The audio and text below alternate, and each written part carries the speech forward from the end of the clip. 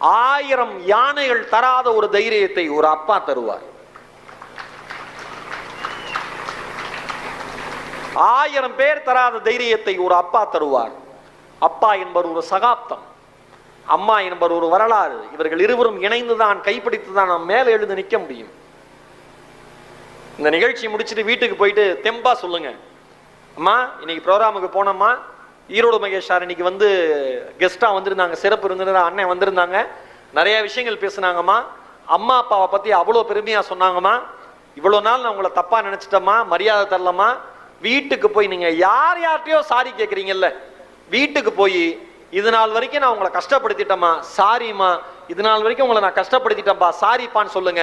அந்த 2 வார்த்தை உங்கள் வாழ்க்கையில் மிகப்பெரிய மேஜிக்கை உண்டாக்கும். மறந்துடாதீங்க.